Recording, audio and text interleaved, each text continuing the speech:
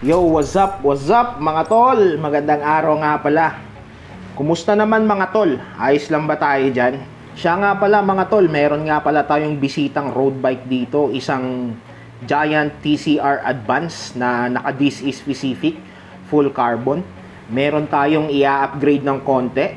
I-upgrade natin yung kanyang rear derailleur. Papalitan natin yung kanyang mga pulley. Actually mga tol, hindi lang pulley ang papalitan natin, pati na rin yung cage.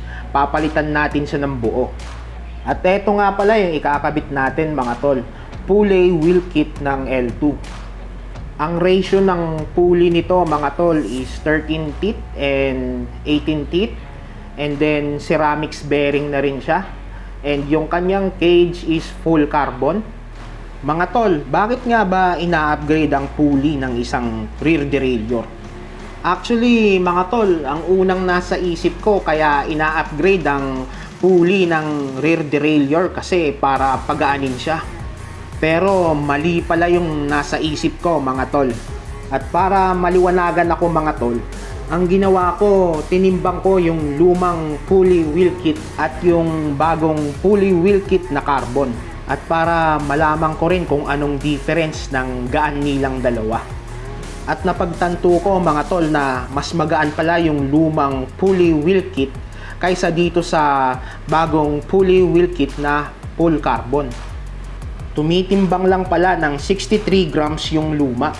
Samantalang yung bagong pulley wheel kit na carbon, tumitimbang siya ng 77 grams. Mas magaan pa pala ng ilang gramo itong lumang pulley wheel kit kaysa doon sa bagong pulley wheel kit na carbon.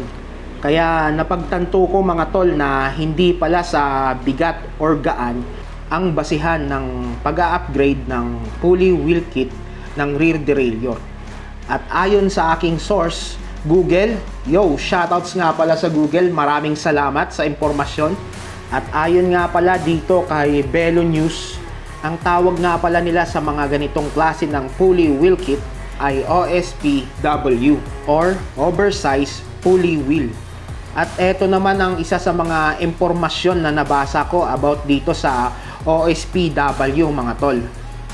The biggest advantage is friction reduction or increasing the efficiency of the drivetrain. Sinabi ni Smith yan mga tol.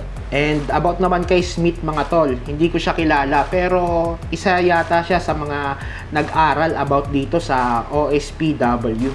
And about naman sa sinabi niya na the biggest advantage is friction reduction. Ang pagkakaintindi ko naman dito mga tol is nagbabawas siya ng friction or pagkikiskisan sa drivetrain. Posible mga tol, minsan nangyayari talaga yung mga ganong senaryo. Yung may naririnig ka minsan sa drivetrain mo between pulley and sprocket na parang nagkikiskisan or minsan na parang gustong umakyat ng kadena sa pangalawang sprocket, yung tipong parang may pumipitik. Pagka ganun naman mga tol, nakukuha naman sa tune-up yon.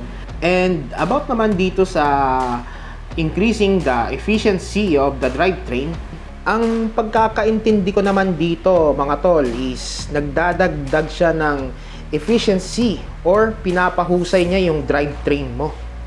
Mas pinapahusay niya pa yung performance ng rear derailleur mo. Sa madaling sabi, nadadagdagan niya yung accuracy ng shifting mo. Kumbaga, walang delay kapag ikay nag-shift. So, ayun mga tol. I hope na intindihan niyo yung paliwanag ko. Correct me if I'm wrong na lang mga tol kung merong mali doon sa impormasyon na ibinigay ko. And about naman sa ibang detalye mga tol, ilalagay ko na lang yung link doon sa aking description para i-click nyo na lang at doon nyo na lang basahin. Gawa ng ma-technical na kasi yung ibang detalye. Alam mo naman tayo, medyo mahina tayo sa teknikalan mga tol. At ngayon mga tol, ang susunod na gagawin natin is ikakabit na natin yung OSPW or pulley wheel kit. Pero bago yun mga tol, babaklasin ko muna tong rear derailleur. So panoorin nyo muna ako kung paano ko siya baklasin.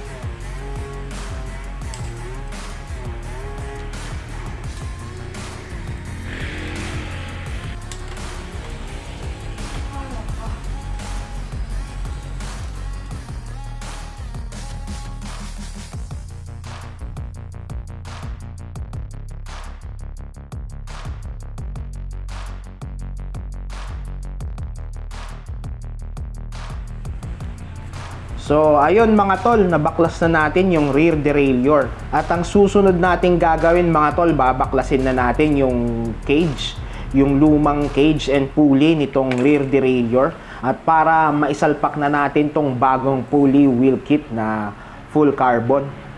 Anyway mga tol, paano nga babaklasin ng buo itong pulley and cage nitong rear derailleur ng Shimano Ultegra? Ganito lang yan mga tol. Napakasimple lang niyang baklasin. Kung napapansin nyo, meron siyang maliit na tornilyo sa ilalim ng derailleur. Ang gagawin natin dyan mga tol, babaklasin natin yan. Dahil yan kasi yung pinakalock ng cage. So, dapat natin siyang baklasin. So, gagamitan natin siya ng star na Allen. At after naman natin matanggal yung tornilyo mga tol, pwede na nating hugutin yung cage. So, ganito lang ang paghuhugot ng cage mga tol. Ibubukan nyo lang ng konti yung derailleur. Ganyan. Tapos, batak ng cage. And then, ikot ng konti. Ayan, tanggal na siya. Pero, ingatan yung mawala yung spring and yung cover mga tol. Napakasimple lang niyang baklasin mga tol, di ba? At ngayon mga tol, ikakabit na natin tong bagong OSPW na pulley wheel kit. At ngayon mga tol, isasalpak na natin yung cage and pulley. So, unahin na natin yung spring. So, kung paano natin binaklas, ganun din natin siya ibabalik. And after nung spring, ikabit na rin natin yung plastic cover. So, napaka-importante po ng plastic cover na yan mga tol. Yan kasi yung magsisilbing spacer between cage and derailleur para maiwasan yung friction. And after natin mailagay yung spring and cover mga tol, ngayon isasalpak na natin tong OSPW natin na pulley wheel kit.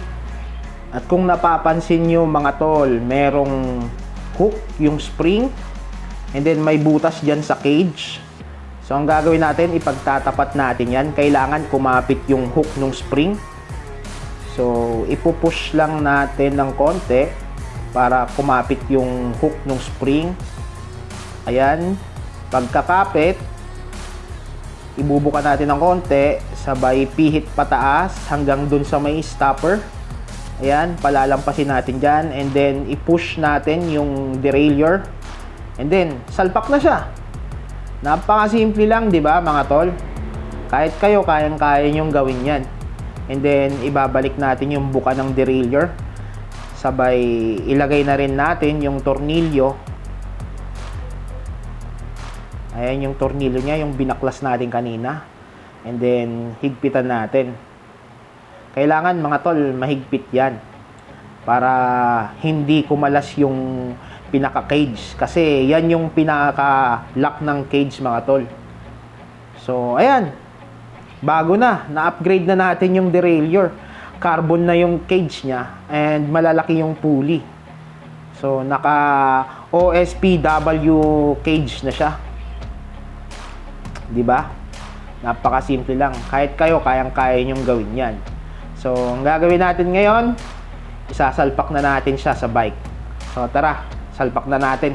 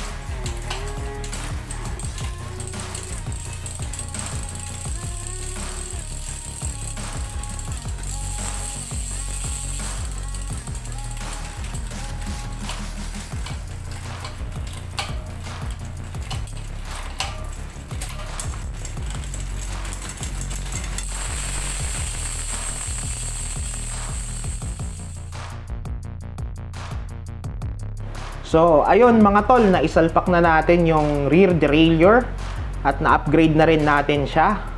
So, I hope mga tol, meron kayong natutunan sa ginawa natin at nagkaroon kayo ng idea kung paano ikabit tong OSPW na pulley wheel kit.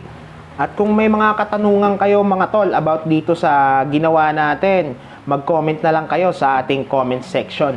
And syempre, bago tayo magpaalam mga tol, huwag nyo na rin kalimutang mag-subscribe dito sa ating YouTube channel. And huwag nyo na rin kalimutang i-click yung notification bell para updated kayo sa mga susunod ko pang video. So paano mga tol? Ride safe and God bless. Kita-kits na lang sa susunod na video. Paalam!